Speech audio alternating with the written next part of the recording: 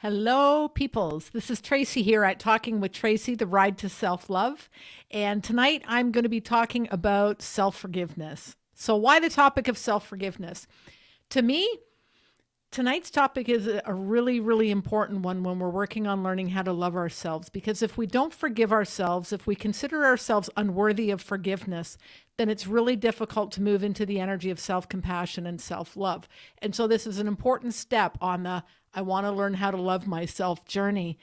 So important that before I started tonight's broadcast, in the minutes before it, what I did was I initiated my Reiki.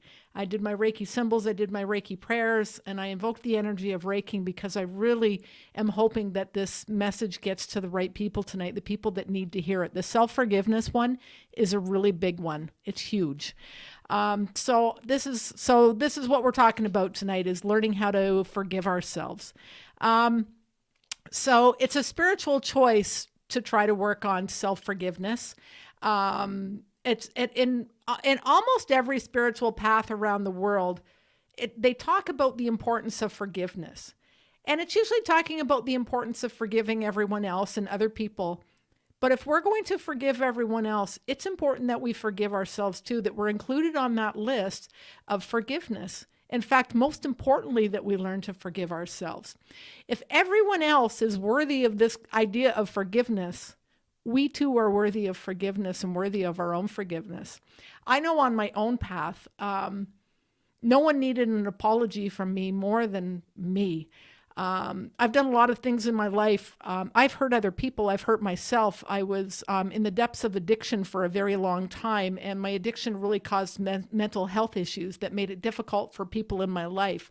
It put a lot of stress on my mother, on an ex-spouse, my depression and my anxiety, my PTSD, all of those things that were unhealed. And unhealthy relationship decisions, all that kind of stuff. At the end of it all, when I was making amends to everyone about what had happened during those years where I was not well, the person who needed an amends the most from me was me. And I realized that I needed to work on forgiving myself for the things that had happened in my past. And so I'm going to talk about some tools tonight about learning how to do that. So what kind of stuff am I talking about forgiving? I'm talking about literally everything. I don't care what it is that you've done. It's worthy of your forgiveness. If you recognize that it was a bad choice, that's worthy of forgiveness right there. If you don't even realize you did something wrong, of course you're not going to forgive yourself. But if you realize that something you did was not your best choice, it wasn't the best thing you could have done in those circumstances, it's worthy of your forgiveness because you realize that. So I'm going to talk one of my biggest and best tools, one of my favorite tools for this is this one right now that I'm going to share with you. So a question I like to ask people when working on the self-forgiveness thing is, what do you think one of the main purposes that we come to Earth is? What's the reason for coming to Earth? Why do we come here? And when I ask this question, almost everybody, in fact, everybody so far, I've never met someone who hasn't said this. The answer that I always get ultimately, in with maybe some other things, is we come here to learn and grow, or to ascend, or to become better, to raise ourselves up. So to learn, to grow, and to experience. Well, my next question that I ask people when we're working on self-forgiveness is, how many of your big life lessons did you learn when everything was going absolutely wonderful? It was all sunshine and rainbows and lollipops and unicorns. Think about your biggest life lessons and how many of them happened when everything was going perfectly. I can't think of any of my big life lessons that I learned when everything was going perfectly.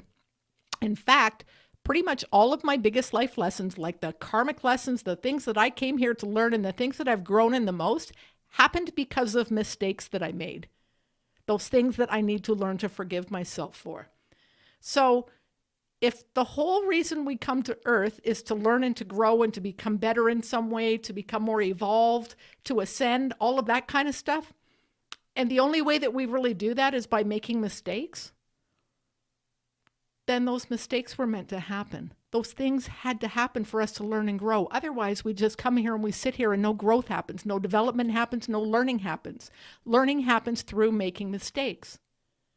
That right there, if you think about it, is your biggest reason for letting go of whatever your biggest mistakes were, those things that keep you up at 3 a.m. in the morning when you're like, oh my God, I can't believe I did that. Yeah, those are the things I'm talking about.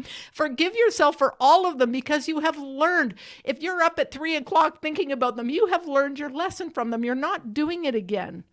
And it doesn't matter even if you do it again. You can do it 500 times. If that's what it takes for you to learn the lesson and to evolve and to grow and do what you came to earth to do, which was to learn, then that's how many times it takes. It doesn't matter whether it takes one time doing the mistake or whether it takes 500 times. That right there is your reason for forgiving yourself. I'd love for you to journal about that later. Journal about some of your biggest things that you learned in your lifetime and what mistakes were made to get there, because it's a key to peace. Actually, this particular teaching, it's one I kind of figured out on my, I don't think anyone ever taught this one to me. I realized it on my spiritual journey. It followed that if I came here to learn and grow, and I really do believe that's one of the reasons, in fact, the biggest reason we're here is to learn and grow and evolve. And the only way that we learn and grow and evolve is by experiencing and by making mistakes. Then those mistakes have to happen. So when I think back to the Cinco de Mayo fiasco, for those of you who've read my book, you read a story about me in California involving a lot of tequila, involving the police, involving making a complete ass of myself, saying Psalms 23 to a police officer while they're trying to carry me as dead weight, and me kicking the police officer, all sorts of lovely things like that, getting arrested, spending 4 days in LA County Jail. I forgive myself. I learned some valuable lessons from that experience. Nothing like that ever happened again. That was my bottom as far as ridiculous events went with my drinking. That was the very first time, actually, that someone said to me, you should attend AA. It's not that I really started AA at that point. I did attend my first meeting at that time, but I only went to one meeting. But for the very first time in my life, I said the words, I'm Tracey and I'm an alcoholic. That was huge. That event needed to happen, apparently, because I hadn't figured that out yet. That's the event. That's what it took for me to realize I've got a drinking problem. And I was never able to enjoy a drink after I said that the first time. It's not that I didn't have drinks after that, but I never fully enjoyed a drink after that time where I said, hi, I'm Tracey and I'm an alcoholic. It took all the fun. It took all the fun out of drinking, the fact that I had said that and the fact that I had an awareness that I had a drinking problem. So that needed to happen. I got kicked out by ICE. That's another thing I talk about in the book. I got kicked out by ICE, which is the Immigration and Customs down in the United States. And I got held in detention for 3 months down there. I had a lot of time to think about my mistakes I had made while I was down in the U.S. And the reality is that time was good for me while I was there. It really helped to sober me up completely while I was sitting in there for the 3 months. I forgive myself for that. And it's taken about 14 or 15 years for U.S. immigration to forgive me. But I'm finally actually able to get back into the United States. I get a little bit of hassle at the border, but I'm getting across each time. So, it's like the universe has said to me too, with some patience and with some time, there were consequences to my choices. There were consequences to the things I did. But even the U.S. Border and Customs has forgiven me. So those are some examples from my own life. I mean, I've got a ton of things. I could go on for hours and hours about all the stupid crap I did in my life that I had to forgive myself for, stuff from my first marriage. That whole relationship was a nightmare. One of the ways, in fact, I might even read something from my book here for a second, but I have to have compassion for the person who didn't know any better at the time. And this helps me with my self-forgiveness as well. The reality is, I was abused as a youth, sexually abused as a youth, and then the person I went to for help sexually abused me as well. So I had trauma compounded with trauma. I didn't see a healthy relationship ever at home with my parents. It was not what I would call a healthy relationship.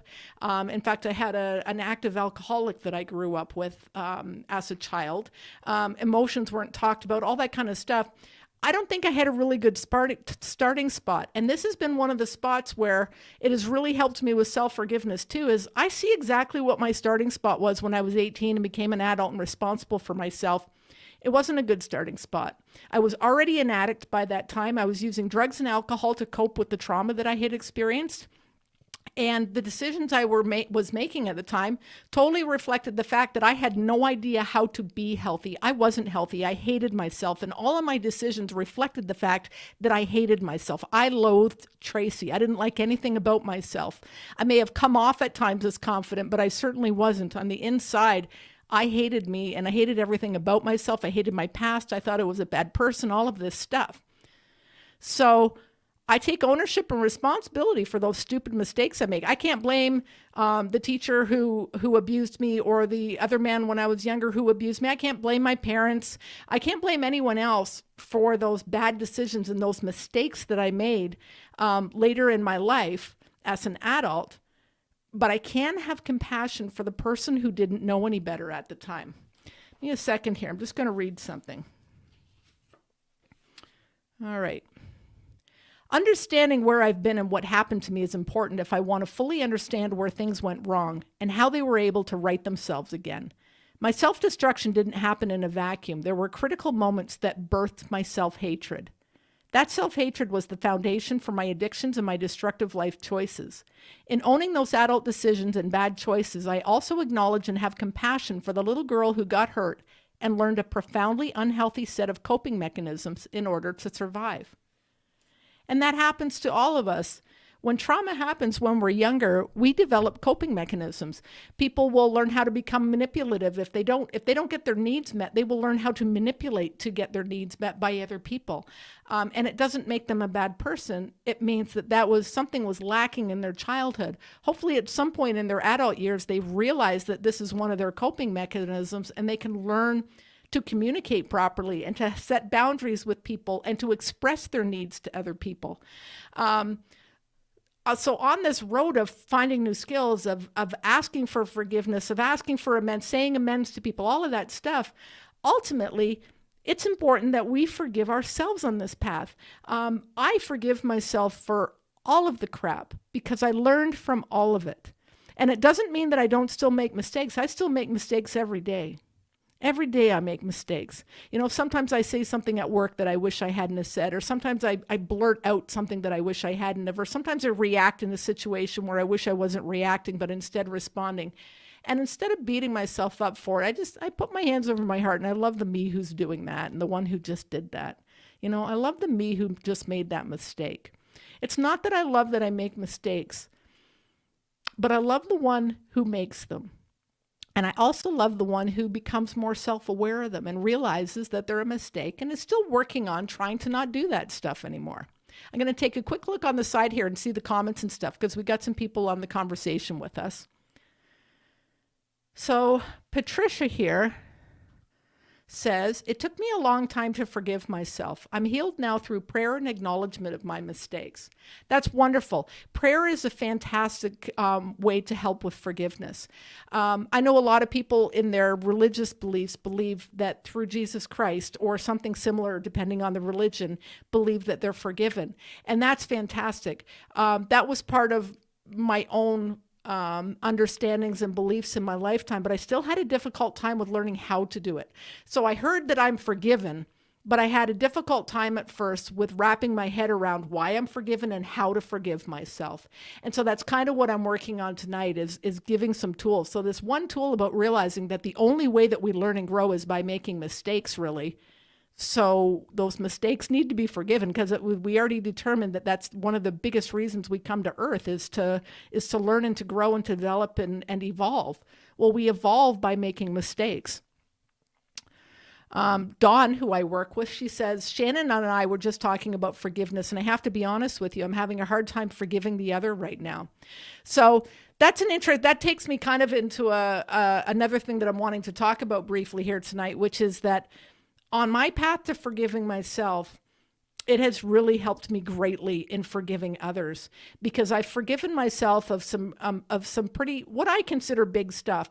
And there's some stuff that's happened in my life that I can't even compare my actions to some of the things that have happened to me.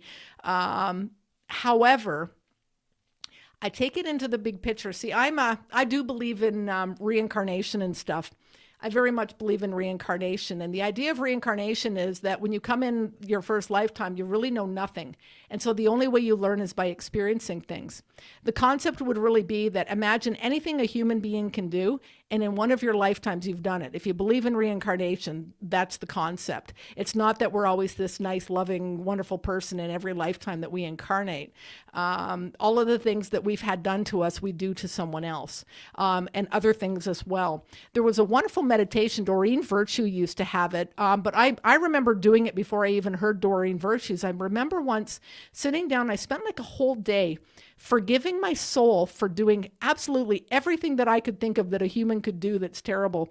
And I listed off all of them, and I forgave myself for all of it, realizing like that's what the incarnations are about. That's what life is about learning and experiencing. And so I went through this thing where I forgave myself for things that I have absolutely no memory of ever doing in any lifetime. But based on my spiritual belief system, there's a very good chance that I did do them. And so I worked on this self-forgiveness. Well, in doing this forgiveness thing for myself, where I forgave myself for literally anything a human being could do, it really helped me to flip that around for forgiving others and things that had happened in my own life. I've come leaps and bounds with an ex of mine. You know, I was so angry and hurt and really afraid for a long time. But I've gotten to a place where I recognize that anything that was broken in our relationship and anything that was unhealthy was just a reflection of our unhealthiness. People don't get into an unhealthy relationship unless they're unhealthy themselves. It's a reflection of us. But it was also like he had no idea what a healthy relationship looked like, and I had no idea what a healthy relationship looked like. And we come together and we create this absolutely mess of a relationship that has love at the center of it, but two people who really don't have good tools for learning how to move forward in a healthy way with that. And so I'm able to look at that, like at that whole situation, like some stuff that happened there was horrendous. And I really have gotten, in fact, in the last year, I've reached a deeper level of forgiveness with it than I ever have. And it's been a long time because I left back in 2006. It's taken me that long to get to the spot where even the worst of it, the absolute worst of it, which is something that is almost unforgivable, I've worked to a place of forgiveness because I recognize it as a brokenness. You know, people's hurt body. I don't know if you're familiar with Eckhart Tolle, but he talks about our pain body. So our past pain, our pain body is what lashes out and hurts other people. Patricia says, what's the name of your book? I want to get, it's called Motorcycles, Moose and Magic. Give me a second here. I think I have a little thing that I can put up here. Yeah, there it is. That's my book. That's my book. I brought it out and I published it in 2021. And I also have an audiobook for it. So it's available at the store. It's available on our website at White Feather, but it's also available on Amazon, and it's available as an audiobook too, if you like listening to audiobooks. Thanks for asking about that, Patricia. I appreciate that. Let me try and take that off of here if I can. How did I put that on? There we go. Sorry. All right. Having fun with technology. Tracing technology, you'll notice there's a new piece of technology here tonight, and it's this fuzzy thing, this furry thing over top of my microphone. This is supposed to help with the popping P's, and I did a test with it earlier, and it really did sound a lot better. Daniel, thank you very much. Daniel, who is a friend and someone who comes into White Feather, gave me this, and I really appreciate it. I believe this is going to help quite a bit. What do you do when your own kids won't let you move past forgiveness? So unfortunately, we cannot control what other people are going to forgive and not forgive. But what we can do is we can forgive ourselves for what our kids haven't forgiven us for. So even though, like, this is, I think for women, this is one of the biggest areas that they have a hard time with self-forgiveness, because moms look back at the things they did that they wish they had done differently, you know, and, oh, am I responsible for how my kids turned out? And is this because I did that? And blah, blah, blah. Moms are Moms and mom energy is one of the hardest things for women to heal and to work through self-forgiveness with. The reality is that parenting did not come with a guidebook. We only have what we witnessed from our own parents, and that what we've learned in our lifetime is what we can offer to our children, and we're not perfect people. The reality is our kids, I mean, I really believe that we choose our families. So they knew who you were going to be. They knew the things that were going to happen. And this is part of their karmic journey, and it's part of your karmic journey. I'm a really firm believer in that, actually. And so we can't take our kids' karma from them. We can't teach them the lesson. We can't show them the lesson. Unfortunately, it's something for them to do on their own. When we have someone who we love very dearly, like a child who does not forgive us, this is going to be one of our biggest tests of self-love in our entire life. If you can love yourself through that, if you can forgive yourself even though your child doesn't, then this is one of the greatest tests and the greatest overcoming of self-love that you will ever have. Ever in your whole life, Patricia, truly. So on your karmic journey, this is about self-love and this is about self-forgiveness. Can you forgive yourself for whatever it is that your child hasn't forgiven you for? And if you don't agree with your child, are you able to at least say that the truth is true for them, even if you didn't experience it the same way? So often other people have a truth about us that we don't see, and it's not the way we intended it. We didn't mean whatever it is, how they took it. However, we have to accept that that's the way they experienced it. And this is part of the teaching and the knowledge as well, is that their truth is valid. For them, it's valid, and it's happened. I know myself in my relationship with my father, it took me years for full forgiveness to happen. There was a grudge that was there from age 12 till about age 37 or so. And it was a really deep wedge that was in there. But I've completely flipped around, and I totally understand my father now. And it doesn't mean that he's changed much as a human being. It just means that I'm able to meet him where he's at. I've grown enough that I can meet my father where he's at, and I can be totally okay with who he is. I love my dad, and he does the best he can with the tools he has, just like I do the best I can with the tools I have. So just like I'm not a perfect person, neither is my father. Just like your child's not a perfect person, neither of you. None of us are perfect. We are all imperfect. And unfortunately, it's sad and it's hard and it hurts our heart when we lose a relationship with someone that we love. We can't force that forgiveness. So the only thing you can do is work through the healing for it yourself, Patricia, and is work on your own healing. This isn't about you repairing with the child. This is about you repairing with you right now, and being at a healthy place with understanding what went wrong, trying to get to that place with it. So that's the questions that were on the side there. So I think that's a lot of what I wanted to talk about in the podcast tonight was, this concept of we come here to learn and to grow. And really the only way we learn and grow is by making mistakes. So those mistakes are all forgiven, because it's the reason we incarnated was to make those mistakes and to learn and to grow. We learn and we grow by experiencing. So give yourself permission to make mistakes, to explore, to fail, to succeed, all of that stuff. That is part of the human experience. We did not come here to be a perfect spiritual being. We are a perfect spiritual being that came here to have a very human experience, a very human experience. So feel it, embrace it, learn from it, grow from it. What it does, ultimately, if we work on all of this stuff, it deepens our love. That love and compassion starts to become unconditional for ourselves, and it also becomes unconditional for others. It's amazing how that can be reciprocal. If I have the capability of learning how to unconditionally love someone else, it means I have the capability to unconditionally love me. If I unconditionally love me, it means I have the capability to learn how to unconditionally love someone else. I experienced that with my own mom. When my mom was transitioning, we knew my mom had 4-stage lung cancer and that her time was limited. And it's amazing how quickly everything was forgiven. All of the stuff, the mistakes that had been made over the years and everything, none of them mattered one iota at all. All that mattered to me at that time was making sure that my mom left this planet feeling loved and feeling worthy of love. That was my only goal at that point. I didn't need to reconcile anything with her. When she started giving me apologies, apologies and stuff.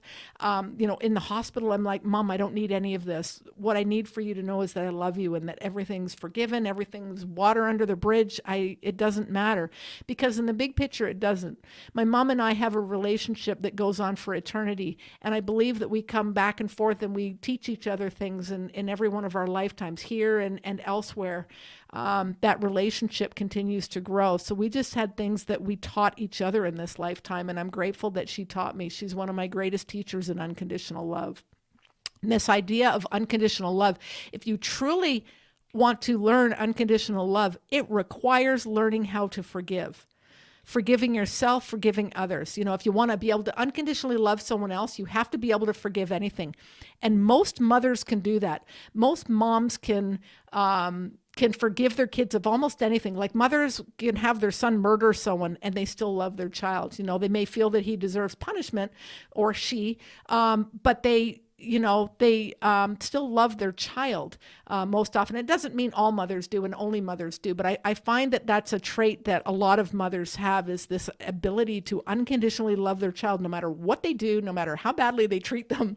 So, and actually, I was on a recovery retreat recently with a whole bunch of people in recovery, some of them people who love people with addictions and other people with the actual addictions. And it was interesting to see the interplay between people who were addicts with addictions and also the people who love someone with an addiction, because we got to hear each other's stories.